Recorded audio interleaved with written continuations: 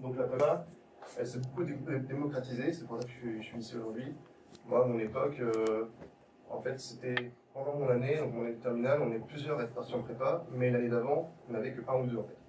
Et pendant longtemps, à Brocéliande, on n'avait que un ou deux qui partaient en prépa. Maintenant, on est beaucoup plus, je pense. En tout cas, à mon année, quand j'ai passé le bac, on était plusieurs à partir en prépa. Et je pense que c'est une bonne chose.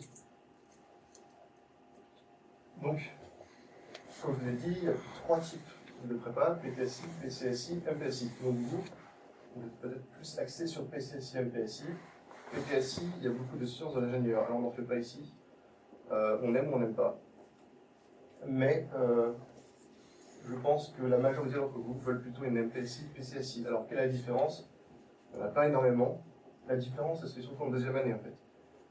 PCSI, en fait, vous prépare soit à faire PC, donc beaucoup plus de chimie, ou PSI, où là c'est vraiment très axé sur l'ingénierie. Donc l'ingénierie type mécanique. En physique, vous faites beaucoup de mécanique, beaucoup d'électronique, les moteurs, etc. Des choses qu'on ne fait pas en MP, par exemple. Donc en MPSI, on fait autant de physique que les PCSI, par exemple. Mais en deuxième année, on fait des choses complètement différentes. En MP, en physique, même si on est plus matheux que les PSI, par exemple, en physique, on fait des choses très différentes qui ne touchent pas du tout au moteur, qui ne touchent pas à ce genre de choses. Mais on faisait de la physique théorique, que ce soit sur les atomes ou la quantique, et des choses comme ça. À mon humble avis, c'était plus intéressant de travailler sur la quantique que sur les moteurs. Mais, chacun son profil. Alors voilà donc le volume horaire. Donc là, je vous ai mis c'est un tableau que j'ai piqué. Donc quelques données. Il faut savoir que quand j'étais en prépa, j'avais tout le temps, 2 heures de maths, 2 heures de physique tous les matins, en fait. Et ça sur toute la semaine.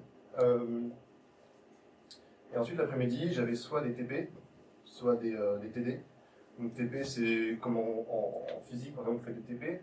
TD, c'est en fait des séances d'exercices. Donc en cours, vous ne faites plus d'exercices.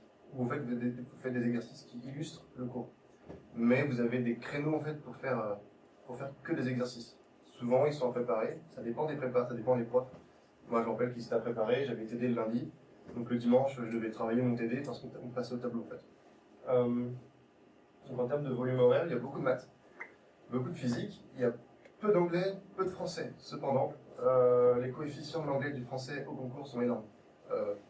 Par exemple, sur tous les concours, vous avez 2 épreuves de maths. Et ben, l'épreuve de français compte pour une épreuve de maths en coefficient. Ce qui est énorme. C'est-à-dire que si vous réussissez en français, vous avez 16, vous n'aurez jamais 16 en maths au concours.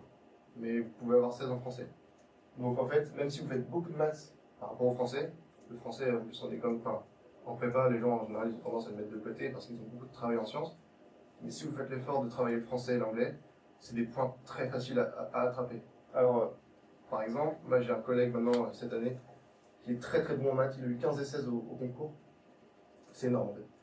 Et pour autant, en fait, en français, il a eu 4. Ce qui fait que 4 avec un coef énorme, il n'a pas pu avoir la filière ingénieur, il a la filière fonctionnaire, j'en parlerai après. Et maintenant, il regrette. Et au dernier partiel, il est 5e sur 80, par exemple, en maths. Ce qui est incroyable. Et pourtant, il est très mal classé dans l'intégration de l'école. Parce qu'en français, il a eu des très mauvaises notes, en anglais, il est nul. Donc ça peut être un handicap. Et surtout que, en fait, le français et l'anglais, vous pouvez le travailler maintenant. Ça vous coûte rien d'essayer d'avoir un correspondant en anglais, de parler anglais, de travailler du français, lire des bouquins, etc. Parce qu'en fait, ça va payer après. Ça va vraiment payer après. Donc, quelques atouts d'une prépa. Déjà, vous avez une niveau en sciences très élevée, que ce soit en mathématiques ou en physique. Moi, je suis dans une école maintenant qui fait que des mathématiques. Donc, j'ai fait 2 ans de physique pour rien, niveau L2. J'ai un L2 en physique qui sert à rien, certes. Mais si j'envoie à une entreprise un CV pour un stage, je sais pas, une entreprise qui travaille, je sais pas, en pharmacie par exemple, même si c'est un stage en statistique, je peux dire, voilà, moi j'ai fait 2 ans de physique, à côté il a pas fait de prépa, il sait faire que des maths, moi je sais ce que vous faites aussi en labo. Et en fait je passe devant. Et quand vous faites prépa, en fait, vous êtes reconnu comme étant quelqu'un qui travaille énormément et qui sait travailler. Donc vous obtenez aussi une rigueur de travail très importante. Alors moi c'était mon problème au lycée en fait, Madame Leduc me tapait dessus souvent parce que en fait j'avais très peu de rigueur en maths. Et en fait elle me punissait pas parce qu'elle n'a pas le droit. Donc je en avais parlé aussi après. En fait l'éducation nationale ne veut pas que que les professeurs au lycée pénalisent fortement les élèves pour des erreurs qui, au lycée, sont considérées comme bénignes et qui en prépa en fait sont fatales. En prépa, le but du jeu, c'est pas de gagner des points, c'est d'en perdre le moins possible. Sur 50 questions, sur un devoir, il y en a 10 qu'on sait faire. Il y en a 10 où on se dit, ok, je pense savoir comment faire. Les 40 autres, c'est du bonus, quoi. Et donc sur les 10 questions, il faut absolument bien les faire. Et s'il y a une erreur dans la question, même si le résultat est bon, hein, etc., je sais pas, ne serait-ce que énoncer un théorème, s'il est mal énoncé, c'est zéro. Le professeur, il cherche pas à comprendre. Donc vous obtenez aussi une rigueur de travail très importante en prépa. Alors forcément, vous avez une capacité de travail qui est très haute, à savoir que ça dépend si les élèves, il y en a qui travaillent beaucoup, d'autres un peu moins. Ça dépend de vos objectifs et aussi de votre façon de vous comporter. Il y en a qui ne supportent pas de travailler énormément. Moi, je comprends ça. Moi, c'est un peu mon cas. J'avais du mal de travailler vraiment tout le temps. J'avais besoin de faire des pauses. Il y en a c'est des machines de guerre, ils travaillent tout le temps. Mais le but du jeu, c'est pas de travailler énormément, c'est de travailler efficacement. Mieux vaut travailler 1 heure sans portable, sans ordi, que de travailler 3 heures en regardant son portable, enfin en appelant quelqu'un. Voilà. Mieux vaut vraiment mettre tout de côté et travailler efficacement que de travailler énormément. Ensuite, vous avez une aisance à l'oral. Alors, bon, c'est pas forcément vrai avec moi, mais bon, quand j'étais au lycée, en fait, je redoutais de parler à l'oral. Maintenant, je commence à soigner ce genre de problème, mais en fait, vous êtes confronté. L'école, je sais pas si vous savez ce que c'est, je pense. Donc l'école, c'est des interrogations orales que vous avez chaque semaine. Vous avez 2 cols. Donc vous en avez une en maths et une en physique ou en anglais. Donc en fait, vous avez une maths, une physique. La semaine d'après, une maths, une anglais, etc. Donc vous passez au tableau par groupe de 3. Le professeur vous dit, voilà, question de cours, vous allez me démontrer tel théorème. Vous le démontrez, c'est du cours, il faut savoir faire, il faut l'apprendre. Et une fois que c'est fait, il vous donne un exercice. Selon le colleur, l'exercice est plus ou moins faisable. Parfois, c'est des exercices qu'on ne peut pas faire. Même le prof ne sait pas comment résoudre. Mais il vous l'envoie pour voir comment vous vous comportez en fait. Donc, en première année, on s'oublie beaucoup. On dit je ne sais pas faire, quelque chose qu'il ne faut jamais faire. Il ne faut jamais dire qu'on ne sait pas faire. Il faut dire j'ai essayé de faire ci, ça, je ne comprends pas pourquoi ça. J'ai essayé telle piste, j'ai échoué, donc j'ai essayé autre chose. Et là, le colleur, il met des très bonnes notes en fait, parce que ce qu'il veut, c'est la recherche. En mathématiques, personne n'est capable de tout faire parfaitement. Tout le monde tombe sur des choses qu'on ne sait pas faire, et en fait, il faut juste montrer qu'on sait chercher. Donc vous avez forcément une aisance face au colleur. Et certains colleurs sont un peu on va dire, taquins. Ils n'hésitent pas à être parfois un peu méchants pour vous bousculer en fait. Donc au début c'est compliqué, mais après on apprend à répliquer. Attention, donc ne pas négliger l'être et sciences humaines, comme je vous l'ai dit tout à l'heure. Ne pas oublier de préparer une avec travail. Donc si vous allez en prépa, il faut vous attendre à travailler un minimum. La prépa est une structure parfois stressante et éprouvante, donc ça dépend vraiment des gens. Il y a des gens qui stressent très peu, même au lycée, mais en arrivant en prépa, ça devient compliqué parce que voilà, on finit les cours à 18h, on se dit ok demain j'ai une colle. Donc j'ai tant de démonstrations à prendre, j'ai un cours à apprendre déjà, on sait qu'on va y passer 4 heures. Techniquement il est 18h, il faut manger et il ne faut pas se coucher après 23h. Autrement dit, mentalement il faut se dire bon bah ce soir je travaille. Et ça peut être assez dur en fait sur le long terme parce que on dit souvent 2 ans c'est court, mais en même temps c'est long. Enfin, moi j'ai trouvé ça quand même assez long sur le moment, mais avec du recul j'ai trouvé ça quand même assez court. C'est un sentiment très bizarre, mais on va dire qu'il faut bien vivre sa prépa pour faire 2 ans. Il ne faut pas se dire je vais souffrir, je vais rien faire de ma vie pendant 2 ans, parce que sinon vous allez craquer et il y en a quelques-uns qui arrêtent la prépa à cause de ça en fait. Il faut se dire je vais aller en prépa, je vais faire des maths, de la physique, je vais beaucoup travailler, mais ça va bien se passer. Il faut faire en sorte que ça se passe bien. Vous avez forcément un recul sur les sciences, de par le niveau en sciences que vous avez, et une flexibilité. Alors, j'ai flexibilité, mais en fait, vous apprenez à apprendre beaucoup de choses très rapidement, et des choses qui, par exemple, même moi, là, je suis en école d'ingénieur en statistique, j'ai utilisé 1/8 de ce que j'ai appris en prépa en maths. En physique, on n'en parle pas, j'en fais pas. J'utilise que 1/8 de ce que je sais en maths. Mais j'ai appris beaucoup de choses en laps de temps très serré, ce qui fait que dans le monde de l'entreprise, c'est très valorisé. Donc si je cherche un stage, c'est quelque chose que j'ai jamais fait, mais je leur dis voilà, j'ai fait prépa, donc vous me donnez 1 semaine et je m'adapte. Et ça, c'est un discours qui tient bien quand on a fait prépa, quand on a fait la fac, un peu moins. Enfin, donc, vous avez un cadre assez strict et surveillé. C'est pas le lycée, c'est pas non plus les études supérieures, c'est entre les deux en fait. Vous avez toujours des mots d'absence, vous avez toujours des retards si vous arrivez en retard. À la fac ou même maintenant en école d'ingé, j'arrive en retard, profitez son cours, c'est tout quoi. Mais en prépa, vous pouvez pas arriver en retard, vous faites des billets. Donc c'est un milieu assez strict, ce qui fait que vous avez une transition en fait. Alors ça peut être bien parce que certaines personnes, en quittant le lycée, découvrent un peu les soirées étudiantes ou ce genre de trucs et finalement ils loupent leur première année de fac. C'est très très commun, j'ai vu des chiffres accablants. Je crois que c'est 4 élèves sur 10 repiquent leur première année, c'est des choses incroyables.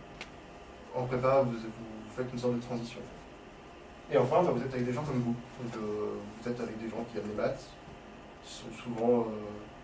Alors c'est une bonne chose, en même temps ça ne l'est pas. C'est-à-dire que quand on entend parler de maths tout le temps, il faut apprécier, mais souvent c'est des gens qui vous ressemblent et c'est aussi une bonne chose. Parce que ces gens-là, en fait, ils vous poussent à travailler. Moi, je travaillais très peu au lycée, et quand je suis arrivé en prépa, celui qui ne travaille pas, c'est la honte. Celui qui ne travaille pas, les gens le regardent et en fait, on est poussé à travailler même si on ne le veut pas. Donc, être avec des gens comme nous, on va dire, c'est une bonne chose parce qu'on travaille sans même le vouloir. Donc finalement, ça vous prépare scolairement, certes, mais aussi mentalement. Et même dans le milieu de l'entreprise après, vous êtes forcément aidé. Alors, la différence entre école d'ingénieur et prépa ou même lycée, elle est assez grande. Déjà, vous êtes spécialisé, je fais des statistiques par exemple, il y en a qui font que de la mécanique, qui travaillent dans le domaine de l'eau, etc. Ensuite, vous travaillez par unité d'enseignement. Moi, j'ai 6 unités d'enseignement, ça marche comment? J'ai une unité en mathématiques, en économie, en informatique, en langue, etc. Le but du jeu, c'est d'avoir 10 dans chaque unité d'enseignement. Si j'ai 20 dans chaque, sauf dans une où j'ai 0, j'ai pas mon année. Il faut que j'ai 10 dans chaque unité d'enseignement. Ensuite, il y a des cours magistraux, quand on lit des amphis, des TD, donc là encore, c'est des séances où on fait beaucoup d'exercices sur papier, et les TP, donc souvent c'est les TP d'informatique. Voilà. Vous avez des stages, beaucoup de stages, stages ouvriers, c'est ce qu'on fait souvent en première année, qui durent entre 4 et 8 semaines en fait. Ensuite des stages d'application, où là vous travaillez pendant 2-3 mois en deuxième année, dans le domaine dans lequel vous travaillez, et ensuite le stage de fin d'études qui dure 6 mois en fait. Donc la dernière année d'ingénieur, c'est pas une année, on fait 6 mois de cours et 6 mois de stage. Il y a beaucoup de projets aussi, j'en ai eu un au premier semestre, j'en ai 3 au deuxième semestre. Il y a une vie associative aussi très importante qui est très valorisée. Donc il y a le BDE, le BDA, le bureau des étudiants, le bureau des arts, le bureau des sports, plein d'associations. C'est très valorisé en fait d'y être. Même dans, par exemple, aux États-Unis, ils regardent le CV, mais ils regardent aussi ce que vous faites à côté, beaucoup ce que vous faites à côté. Si vous dites que vous êtes dans telle association, que vous avez travaillé pour tel organisme, etc., en fait, c'est des valeurs ajoutées qui vous font passer devant. En fait. Alors, mon école, c'est l'ENSAI, on l'appelle aussi l'école de l'INSEE, parce qu'il y a une grande partie des élèves qui vont ensuite travailler à l'INSEE. Donc l'INSEE, vous voyez ce que c'est l'Institut national des sciences économiques, et il m'en manque un, mais les sciences économiques, les statistiques, un truc comme ça. Mais en tout cas, c'est l'INSEE. Et donc en fait, mon école recrute à Bac plus 2, Bac plus 3, donc il n'y a pas de prépa intégrée. Soit on intègre en tant qu'ancien MP, donc il n'y a pas de PSI par exemple, c'est une école qui recrute vraiment que sur la filière maths, ou alors en économie ou certains styles, je ne sais pas si vous connaissez des DUT en informatique. Il y a 2 statuts, ingénieur ou fonctionnaire, donc ça c'est une des spécificités, il y en a très peu des écoles en France qui font ça, et moi je fais principalement en fait maths, info, éco. C'est les 3 pôles sur lesquels je travaille le plus. J'ai beaucoup de stages et de projets également. Donc les différences entre les 2 statuts, déjà les fonctionnaires ils font 2 ans, 2 ans d'études, ils ont fait une prépa de 2 ans, puis ils font 2 ans encore, et après ils travaillent pour l'État. Moi j'ai 3 ans d'études, donc une année de spécialisation. Les fonctionnaires sont rémunérés pendant les études, donc ils ont 20 ans, ils sont payés, ils sont bien payés, ils sont payés 1 500 1 600 euros par mois. C'est conséquent en fait quand on a 20 ans. Le problème des étudiants c'est l'argent, et eux ils n'ont pas ce problème-là. Le problème c'est qu'ils ont un engagement de 8 ans après avec l'État, qui vont travailler pour l'INSEE ou pour des ministères, mais ils sont engagés envers l'État. Donc moi j'ai une spécialisation en tant qu'ingénieur, on a des carrières très différentes, et on a des stages très différents. Eux ils travaillent forcément dans des corps d'État, pour leur stage je parle, et alors que moi je dois forcément aller à l'étranger, au moins 4 semaines. il y a six spécialisations. Donc, il y a le génie statistique qui est très global en fait. Gestion des risques et des finances, c'est pour ceux qui veulent bosser dans les banques. C'est très dur en fait, ça ne paraît pas, mais c'est très dur en maths. Ça fait appel à des notions en mathématiques qui sont très compliquées, mouvements browniens, etc. C'est très compliqué. Les SID, donc ça c'est la filière informatique de l'école, donc gérer les data. En fait, c'est pour devenir data scientist. Il y a ceux qui veulent faire du management marketing, c'est plus pour ceux en fait qui sont issus de filières non mathématiques. Filière éco par exemple, qui font beaucoup plus de marketing parce qu'ils n'aiment pas trop les maths en général. Moi, ce qui m'intéresse le plus pour l'instant, c'est les biostats et l'épidémiologie. C'est travailler dans tout ce qui est biologie, mais en tant que statisticien, dans des laboratoires, par exemple, et aussi la filière territoire et santé. Dernière diapo, je fais vite, quelques chiffres. Donc, dans mon école, nombre débouchés, finance, banque, entreprise, laboratoire, société de conseil. Alors, c'est très bizarre, mais société de conseil, il y a 50% des étudiants de l'NCI qui deviennent conseillers. Alors, c'est pas conseiller, c'est tout et rien en fait. Il y a des grosses sociétés de conseil qui en fait envoient des projets à chacun de leurs conseillers. C'est très difficile à expliquer, mais ça existe vraiment dans le monde de l'entreprise. Toutes les entreprises font appel à des sociétés de conseil pour des projets statistiques. Et vous pouvez aussi travailler pour le gouvernement, forcément. 10% des élèves ensuite travaillent en thèse. Alors j'explique ce chiffre aussi parce que déjà 10% c'est pas mal, hein. Il y en a quand même 1 sur 10 qui font une thèse ensuite. Mais au bout de 5 ans d'études, voire 6, ça devient beaucoup en fait. Au bout de 6 ans d'études, on se dit ok, faire 2-3 ans en plus, ça nous fait rentrer sur le monde du travail à 27-28 ans, il y en a plein qui ne veulent pas faire de thèse parce que déjà il y a un gros salaire, à la clé, et puis les gens en ont marre aussi de faire des études. Employabilité, donc il y a 80% des élèves qui obtiennent un premier emploi avant le diplôme. Donc c'est énorme, en fait vous êtes employé avant même d'avoir le diplôme. Souvent ça se passe comme ça, vous faites le stage de fin d'études, donc le stage de 3e année, qui dure 6 mois, et en fait vous allez dans l'entreprise où vous voulez être embauché. L'entreprise, elle vous forme pendant 6 mois, et à la fin elle vous dit voilà, vous êtes formé, vous êtes prêt, on vous prend, et voilà. Alors pourquoi il y en a quand même 19% qui n'ont pas dès l'obtention du diplôme, c'est-à-dire que 2 mois après l'obtention du diplôme, tout le monde a. Je pense que c'est juste 19% des gens qui se disent oh, je prendrais bien un mois de vacances avant de travailler. Mais aussi, un salaire conséquent, certes, et il y en a quand même 1 sur 10 qui travaille ensuite à l'étranger. Voilà, j'espère avoir fait assez vite sur les écoles d'ingénieurs, parce que c'est assez flou pour vous. Tout à l'heure, tu parlais de colle. Ouais. Est-ce que tu pourrais développer pour les LV2 et LV3? Ok. C'est vrai que je l'ai pas mis sur le diapo, j'ai fait le diapo hier. Mais en fait, les LV2 et LV3. Déjà, il faut savoir qu'en école d'ingénieur, il y a une LV2 obligatoire. LV2 obligatoire. Moi, j'ai commencé le russe, parce que je voulais faire du russe. J'aurais pu faire chinois, japonais, n'importe quoi. Et en plus, l'avantage, c'est quand on commence une nouvelle langue, ils sont gentils, quoi. On apprend à dire bonjour, au revoir, et puis on a 18 sur 20, quoi, en gros. En prépa, vous avez un emploi du temps qui est très chargé. Donc il y a beaucoup de gens qui prennent LV2, en voulant faire une LV2, espagnol ou allemand par exemple. Ils arrivent en prépa, ils disent ça va pas le faire, j'ai trop de boulot. En fait, souvent ils mettent ça par exemple le vendredi après-midi. Si le samedi vous avez DS, c'est un petit peu en retard, et bien, par exemple l'espagnol ça va être 2 heures le vendredi après-midi, ça vous bloque une après-midi. Alors les gens qui sont très organisés, qui travaillent bien, etc., certains veulent faire espagnol parce que c'est des points en plus pour le concours. Mais vous pouvez très bien prendre espagnol et vous dire ok non, il y a trop de boulot, et arrêter. Ça vous vous engagez, moi je sais qu'à Brest c'est comme ça, je crois qu'à Châteaubriand aussi, vous pouvez très bien vous inscrire en LV2, essayez, si vous voyez que vous n'avez pas le temps, vous ne faites pas, par exemple.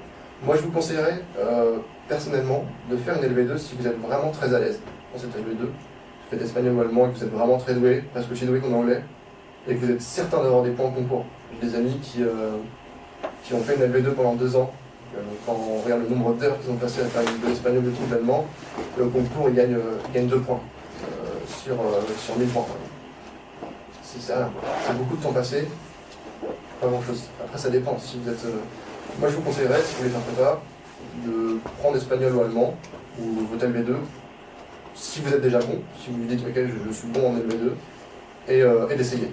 Vous avez le droit d'essayer. L'administration n'oblige pas ses élèves à faire une LV2. Mais en tout cas, un truc que je vous déconseille fortement, c'est de faire une année d'espagnol, par exemple une année d'allemand, et de ne pas refaire en 2e année. Quoi. Vous avez fait une année pour rien. Moi j'ai un ami qui a fait ça. lui ai dit pourquoi tu as fait un an d'espagnol en allemand à raison de 2 heures par semaine. Il perdait 2 heures par semaine, quoi, chaque semaine. Et au final, il n'a pas continué en deuxième année. Donc si vous faites ça en prépa, sur le premier mois, vous voyez comment ça se passe. Et après, vous pouvez arrêter. Mais soit vous arrêtez au bout d'un mois, soit vous continuez pendant 2 ans. Quoi. En gros.